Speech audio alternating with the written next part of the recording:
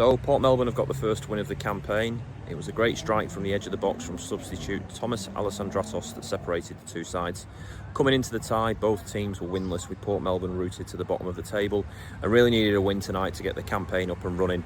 I suppose as the end of summer was upon us, there was a change of seasons and a change of fortunes for the Sharks, who both teams had to endure a pretty difficult surface as the ball bobbled around, and both sides were really limited to efforts from the edge of the box, as was Alessandratos' goal as he drifted inside off the left and found a little bit of space.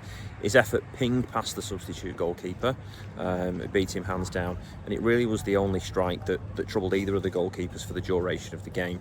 For the first 10 minutes it was pretty cagey, both sides cancelled each other out. It really settled into a rhythm about then. Scott Lockhead was probably the brightest player for Green Gully. He had one of the first efforts of the game, sailing over the Port Melbourne crossbar. And he was probably the most dangerous player, which really sums up what a difficult night it was for Green Gully. Playing in the holding role, in the sixth position for the visitors. He really was the only proper and consistent attacking threat throughout the night. And it really says something when someone in that position has got to drift forward and be the danger man for the visiting side.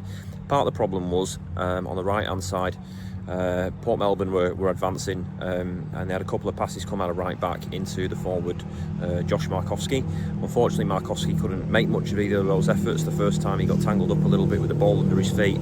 The second cross, neither shot, flashed across the face of the goal. But what it meant was it unbalanced the Green Gully midfield. Most of the midfield three were drifting over to support and defend on that side, and really left the centre forward pretty isolated for most of the game. It went into the break at 0-0, and it really was Port Melbourne that were the brighter side in terms of making the substitutions. As we say, it was Alessandratos that came on and really separated the sides. It was a really decent strike, in fairness to him. For the last 10 or 15 minutes, Gully were advancing. Port Melbourne were getting a little bit desperate in defence, really trying to grab that first win of the season, giving away relatively cheap free kicks, as was the standard for most of the evening. Gully were wasteful with them though. Deliveries into the box were pretty predictable, and Port Melbourne were able to counter on some occasions, but really didn't have the quality to get the second goal. So pretty edgy, tight finish to the game in the end.